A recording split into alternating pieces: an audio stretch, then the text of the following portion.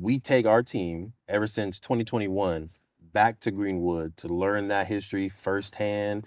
All of our team members are bought into the real vision of our business and not just trying to get a paycheck, right? Not necessarily augmented reality. I don't even know Like, what it's called. oh, hologram, but kind of Holograms. like that. Yeah, But which it's is, in. and good job to you. Kudos to you for doing this year.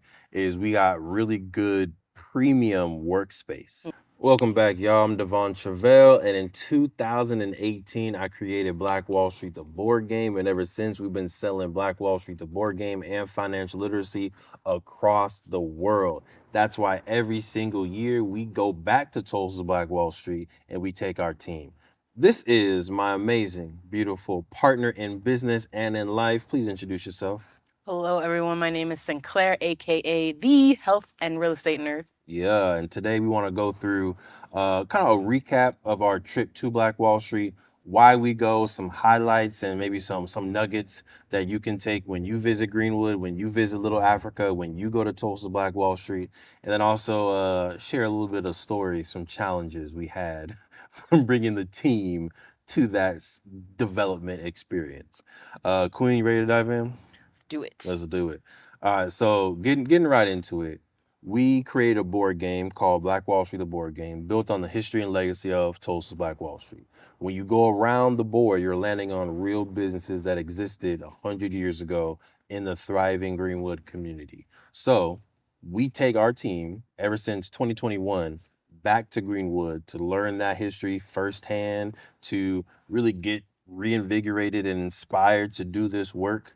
It is a emotional trip, right? It's a very emotional trip, especially going through the historical center, which we'll talk about in a second. But for us, it's a piece of our core mission, and we need to go there every year, especially if we have new team members, to make sure that they're tapped in with the real history and the foundation of our business.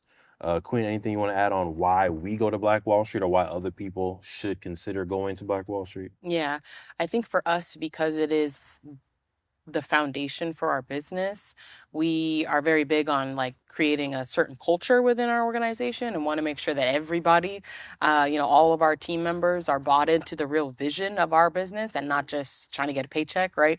So I think that is something that it's an investment that we make as an organization and a choice, an active choice that we've made. We are going to spend money. If y'all are like, dang, that's kind of expensive. It It is. is. It is, right? But it's an investment. We don't take our money and go buy fancy boats and things like that, right? We really take. Not yet. Not yet. Not yet. But right now, like we're intentional about reinvesting our profits and things like that back into our team because it makes us for a great culture, right? We've had our team members literally be like, it is really nice to see that y'all literally invest in us, like time, money, like you invest in giving us these experiences, and it makes us feel like a family. Yeah. And of course, it's a lot harder to walk away from a family than it is to just a job. Right. So I think it makes for, us creating a really tight-knit group of folks and a place that people want to stick around for, right? We've got folks like, hey, like what full-time opportunities do you have? And that's really nice for us that we're creating a culture where people actually want to be here. But yeah, I think it's also for us as business owners thinking about the fact that we have team members that are going to be walking around, LA, right? There's prospective communities representing our organization. We also want them to be able to talk through why the history is important, why we do what we do, right. And to be able to set foot on the ground and actually, see the plaques on the ground where the businesses stood, get to walk the actual streets that existed, take the tour, which we'll talk about, go to the history center. I think all of that, there's only so much we can tell them about Black Wall Street without them being able to physically experience it themselves. So right. I think that it's just something that we've chosen and have given us a good return in terms of the environment and the culture we create, the fact that our team is knowledgeable about the history and can speak from their own experience, things that they saw in the history center and things like that. This makes it more authentic. Yes, yes. So if you're watching this, I want you to frame this as it can go two ways, right? This can be for people who want to visit Tulsa Black Wall Street and you want a little bit of a sneak peek into what you can experience and do when you're out there. Or this can be for people who have a business and they're looking for ways to create that company culture, ways to create a retreat. This is basically what it is for us, right? It's a professional development experience for our team where we're doing going over the core ideology, we're going over mission and vision, we're going over the responsibilities. They're taking a tour, and it might not be, Black Wall Street for you. It might be a different location, right? It might be going to Atlanta, it might be going to DC, it might be going to another place that makes sense for your mission, for your vision to meet, for them to touch down at the soil and get reconnected to your mission. So you can look at it from two ways. Again, you're going to Black Wall Street, or you have a business and you want to frame your retreat similar to how we do it. So let's go over maybe some highlights from the experience, my dove. Anything that stands out to you? We've gone back to Black Wall Street 4 times now at this point. We've done a team experience, a solid 2, roughly 3 times. What's a highlight for you with coming back this time? What is a highlight? I think it's just cool to see that this, I think, was the first year that we've had both returning folks and new folks there at the same time. So to see that everybody was still engaged and having a good, like, few folks who that was their second time coming back to the museum, right? Our third, Yeah. but that they were still locked in, like they were still reading the history because there's still so much to learn, and they're still invested in learning that history and things like that. I think seeing and being able to talk to them afterwards, like, what did you notice differently about this time than you did the first time? Like, that's always nice to see different perspectives, right? Someone from who this is their first time, like, what are the things they're noticing versus someone that their second time, right? You got the basics of what happened, but now there's so many layers, right, to it. So just to see, I think, how all the different experiences come together in our team was nice. That's good. And I think for me, one of the highlights consistently has been the Greenwood Rising Historical Center, right? Which opened up for the first time in 2021. We were honored to be one of the donors. So like, it's something that we do every time is we try who can find our name on the wall, which is always fun. But yeah, that I think is a must see because it puts a lot of history in one place for you. I love how they segment it up into like time periods or even like emotions, kind of, which is really good. It'll start off with seeing a video that kind of just talks about the importance of Greenwood and Black Wall Street to the community today. Then you'll go into a section where it's talking about the oil boom and the entrepreneurs behind the building of Black Wall Street or Greenwood. You'll cross the literal Frisco tracks, and then you'll go into a nice barbershop experience, TC's barbershop, where you get to sit down and there's like a not necessarily augmented reality. I don't even know what it's called. Oh, hologram. Holograms. Kind of like that. Yeah. But it's interactive. So like you're seeing it, but then you sit in the chair and you are now part of the vision, part of the experience, part of the conversation. Right. Like they literally, I think there's at some point where they ask a question to you in the audience, which that's one of my favorite parts, just how it was done.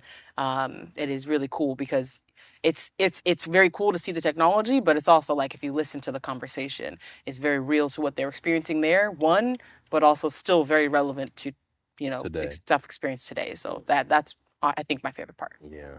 And then after that, it gets into the arc of oppression, which I think is the most emotional part of it. It'll start going through the enslavement of African people. It'll start talking about the Red Summer. Start talking about the Ku Klux Klan, and it does get very emotional and violent during that time period. It's definitely very heavy. And then immediately after that, they have another very kind of interactive visual experience where you get to see the 24 hours of what occurred during the Greenwood Massacre. And then afterwards, it goes through the survival and then even the rebuilding of Black Wall Street from 1926 to 1950. So again, a great journey. And if you are a history person, if you're a homeschooling parent, if you're an educator and you just want to learn more about the history, highly encourage you, go to Black Wall Street, go to the Greenwood Rising Historical Center. And there's another experience that we'll talk about that you should definitely do as well that supplements it very well. But it's a good self-guided, self-paced historical center to get some good information. So usually a highlight and a must do. Immediately after that, another highlight that I would say for another day, because it's going to be a 2-hour, 3-hour experience, is our tour with Terry Backus. Yeah. Right. And this is mandatory, especially for our team or anyone else who's visiting Black Wall Street, because you can get a good sense of the history in the historical center, but there's something about walking the streets with Terry, right? There's something about him being like, hey, you see that right there? 100 years ago, that's what this was. Black Wall Street was this entire area as far as that car drove down. And then he just tells you a different story, a different Right. perspective than what you're going to see on the walls in the historical center. Very personal experience. You can ask him all types of questions. It's just it's a good vibe, and highly encourage you. You can tell the whole energy shifted when I started talking about Terry.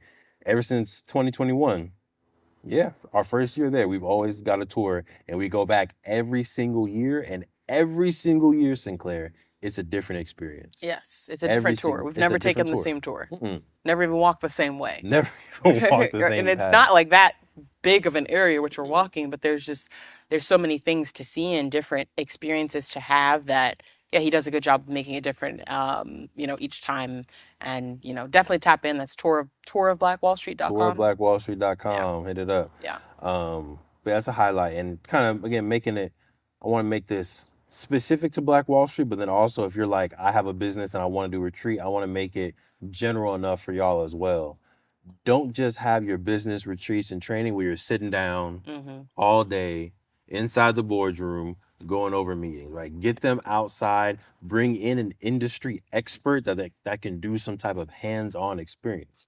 Whether you're a photographer and videographer and you want to bring your team together and do a live photo shoot with somebody or do studio tours, whether you're a health nerd or a health coach and you want to go out there and go to a gym and do a workout with somebody, like get out there and do something physical within your industry so that your team can get hands-on experience. Definitely. Yeah. It changes the game. Yeah, for I sure. think we all, especially I think just in today's society, I think it's probably only going to get worse or exacerbated, but our attention spans are so short. So I feel like, sitting in a room for 8 hours can be so like, oh my gosh, I just need to get out and do something. So, like when I'm planning out the agenda, I'm very intentional about like, okay, we're going to be sitting for a couple of hours. All right, let's do something active. Or, we're going to go out and do something, be out in the sun. Okay, let's go inside for a minute. Those are just things to think about for your logistics person, but I think it is good to have a little bit of like, yes, we have dedicated time inside to go over the business, right? That's important too, but mixing that in with really impactful, active things, I think changes the game. Yeah. In alignment with that, another highlight, and good job to you, kudos to you for doing this year, is we got really good premium workspace. I think it was 36 degrees. 36 degrees north. 36 degrees north. Co-working space out there in Tulsa. They had 2 different locations when we were there. Both really in the downtown area, walking distance to Greenwood. Sorry, in the Arts District, actually. Both really walking distance to Greenwood. But I think it gave me a little bit more of a sense of pride. I think the hotel conference room, cool. Meeting in a hotel lobby, cool, which are things that we've done in the past. But there's something about going to a workspace, checking in, them taking us to the conference room, nice whiteboards, technology, Wi-Fi, large conference table. It just felt like this is a business meeting. Right. We're a startup and we're about to go get it right now. Yeah. And then seeing like the other people that are using the space sitting there and looking up at us. Right. A team of 12 or 10 amazing melanated people walking in. We got our polos on. I'm sure they're like, well, who are these? There's a couple of people that walk by a couple of times looking in like, wait a minute. What's going on here? Right. Who are these people? Which on the flip side of that, sometimes we got some comments like, oh, what sports team are y'all a part of? We got that probably at least twice that I've seen, and I'm sure someone else got it. So that's the flip side of being in a large Black group. People think you're all athletes. But the other side is like, hopefully them thinking like, oh, what type of business is this? What team is this coming into this co-working space as a squad? Yep. So that was good. So find some good space. Find some good space to work in. Another highlight, unless you have one, I can keep it flowing. I mean, the highlight is always the food. I don't know if that was going to be on your list, but it was not. Look, the food. I feel like we have pretty much our staple restaurants that we go to. Although we've added now Mother Road Market. Mother Road Market was good. yeah, just like trying to support one Black-owned businesses as much as possible. So we go to Fixins, we go to Ciceroos, right? Ciceroos. Those Black-owned businesses that are delicious, and definitely want to support and patronize the Black-owned businesses in the downtown area. But yeah, also we go to Nola's, right? We go to we just found Mother Road Market, which is like a food market where you got different stalls, really good. So as foodies, like Yep. we create the lifestyle that we want. Everywhere we go, we like to have good food. So Yep. even on this trip, that is a part of the experience. We're not going to no run of the mill. Oh, we found I don't remember what it was called. On the way to the rodeo, we found that other restaurant, the black Mama owned restaurant, Do's. Mama Mama Do's. Do's. Yes, also black owned restaurant, family owned. We believe they're from the islands because they Yep. had that accent. Yep. The owner came out, He sure talked to did. us. The owner's daughter came out, talked to us.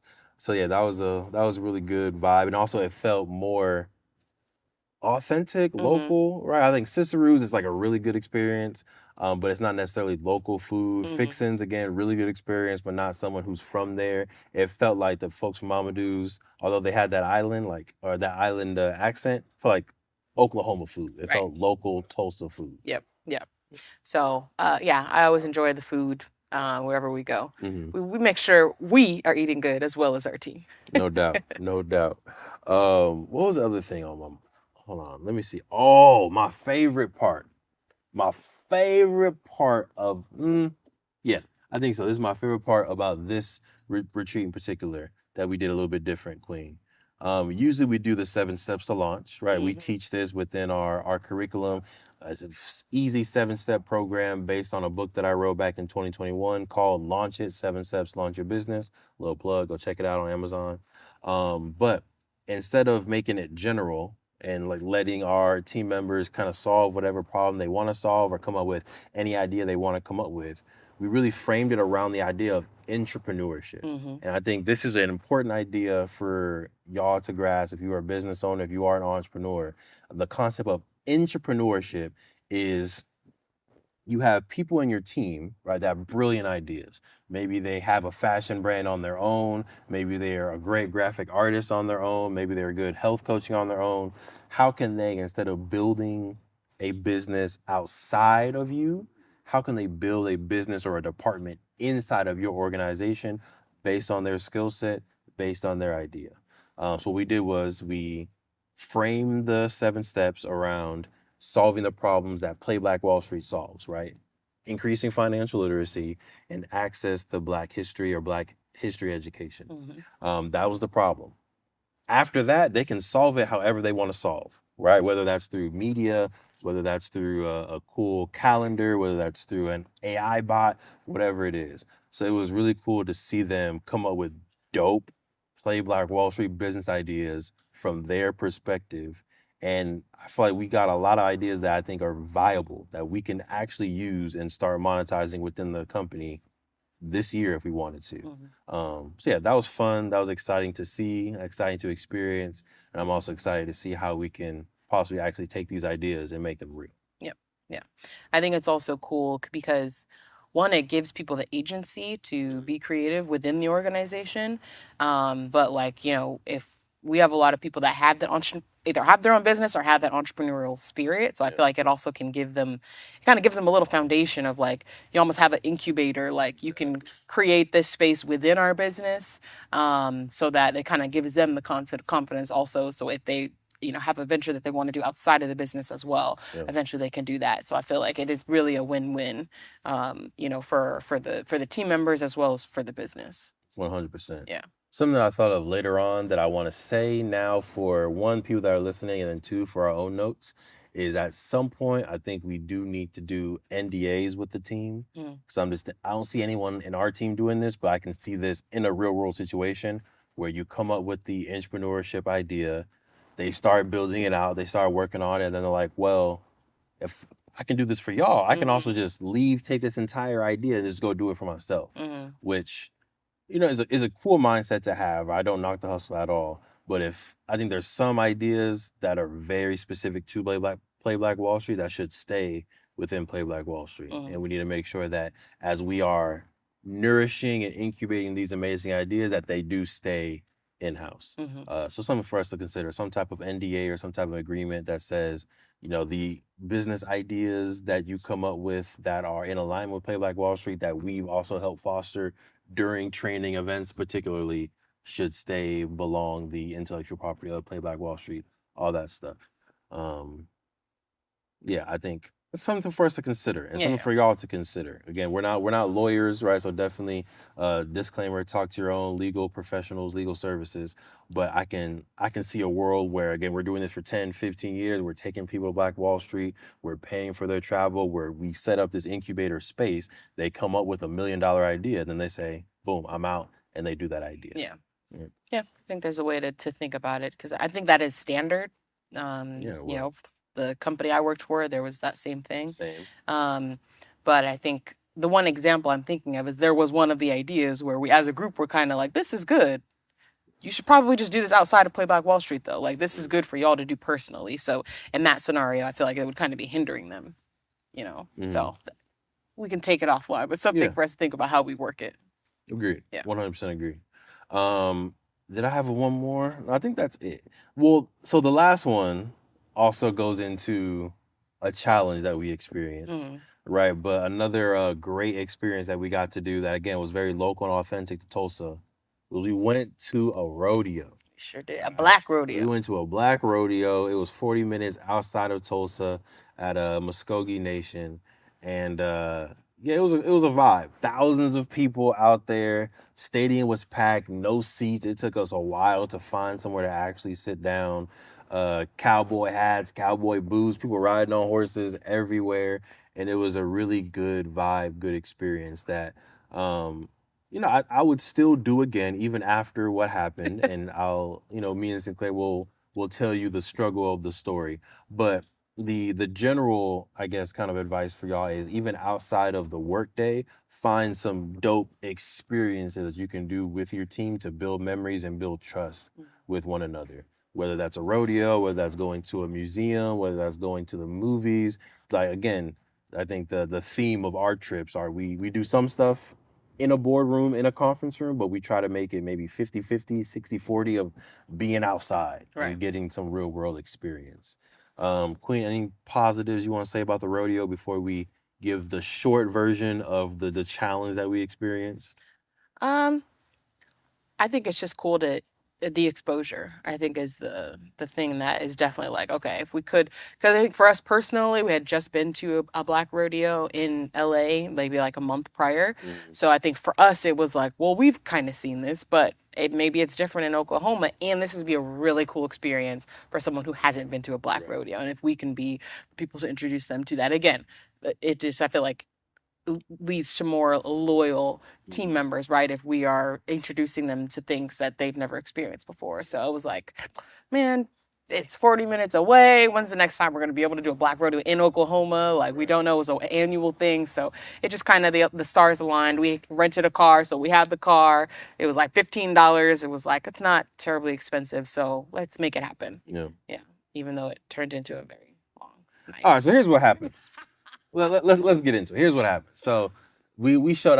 Again, short story, right? Because I don't want to get into all the details. But the lesson is you need to figure out as a professional when you take your team members on these trips, what are the professional parameters? Yeah. What are the rules? What are the expectations inside and outside the workplace? So we go to the rodeo. And there's me, Sinclair, and four other of our team members.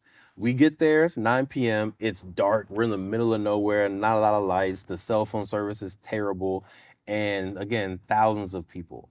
There's been multiple times where we've had a group of people that are with us leave us for different reasons. And whenever they leave us, we call, we can't get in contact with them because again, the service is bad. We usually reunite. We're at the end of the night. It's 11 p.m. And these three youthful individuals, adventurous individuals, decide that they want to stay at the rodeo longer. Me and Sinclair with our old selves, we're like, we're gone. We're going home. One other person who was young and wise is also like, you know what? I'm gonna go home with y'all. Young and wise. Young and wise, right? I'm gonna go home with y'all. So they ask us like, hey, do you mind? Can we stay here a little bit longer? Can we Uber? I reply in my text message, I don't think you're going to be able to get an Uber back this late.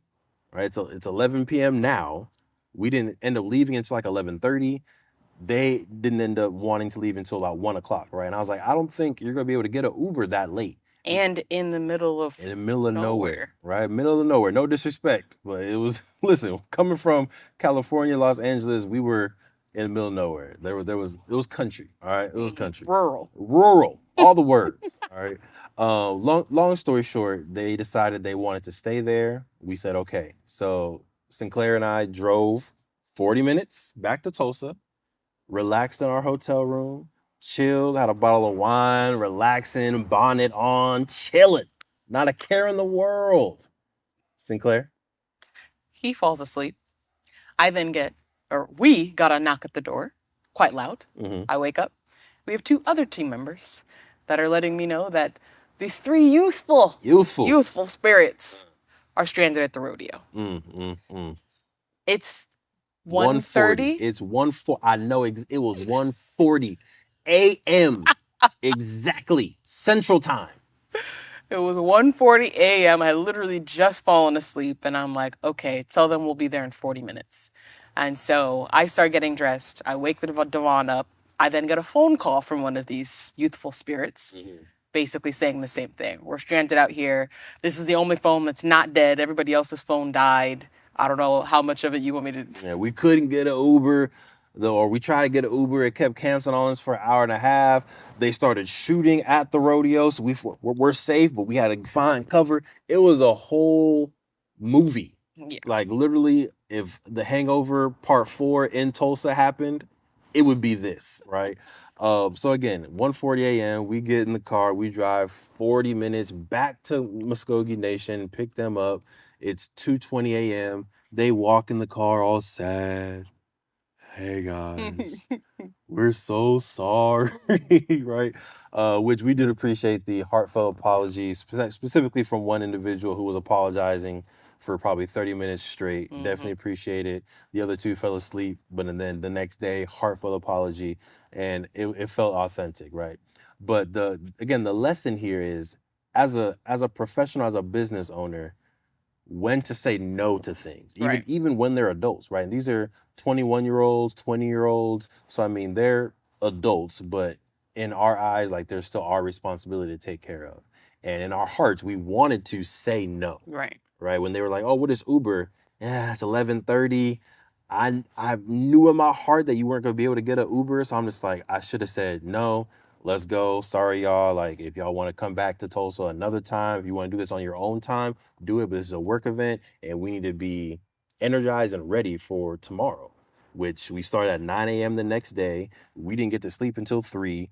I know I woke up with not the 3:30. best energy, right? 3:30. I didn't wake up with the best energy. They didn't wake up with the best energy. Their presentations weren't to the par that they could have been for their level of excellence. So I just think professionally there was a lot of suffering for that social outing. Yeah. So it's a tough line, I think, to walk and to learn, but I feel like you do need to kind of put your foot down as the business owner on what's appropriate and what's not appropriate, what you're going to allow and what you're not going to allow on your business retreats and inside your company culture. Right.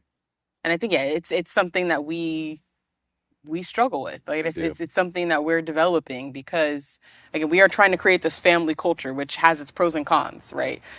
Pros are you feel real tight knit. It feels like these are little brothers, little sisters, almost like kids. Like, but the con is that, there may be some lines that are a little bit more blurry that ideally would be really clear cut. And other scenarios and other companies, other organizations are really clear cut.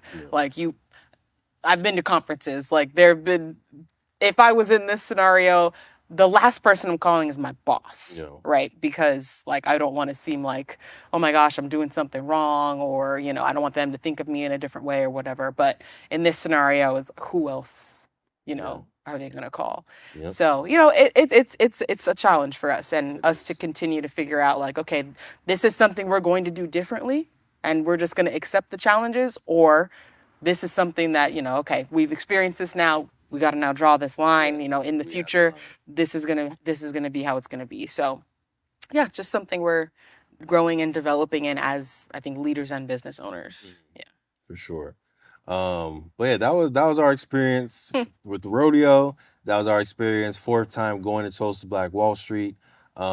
Next year we hope to do it again, right? Whether the rodeo, I would also do it again, except you're coming back with us for sure. Going back to Greenwood, of course, it's a part of our team culture. It's part of our ideology at this point. So we'll definitely be tapping back in with Greenwood Rising Historical Center. Definitely tapping back in with Terry towards of Black Wall Street. But something that I want to do a little bit different next year if we have the opportunity is support more local Black-owned businesses, right? There was that Saturday market that was popping off right when we were ending our tour, but we were on a tight time crunch and we had to leave. I think it would be great next time if we can spend some time in the market, maybe even interview some of those entrepreneurs about Black Wall Street, about their experience. And yeah, just maybe just that one thing. Let's go to the Saturday market and have some time there so that we can support and our team members can also support those Black-owned businesses. Other than that, I think this was probably our best trip yet, as far as experience wise, holistic experience, even team development, team bonding. I think this is probably our best trip yet. Agreed. Dope. Dope. All right, y'all. So we appreciate y'all tapping in our overview of our experience going back to Greenwood, aka Black Wall Street. I'm your host, Devon Travel, creator of Black Wall Street, the board game. And I'm Sinclair, aka the health and real estate nerd. Make sure y'all secure the marriage. Make sure y'all secure the love. And of course, make sure y'all secure the bag.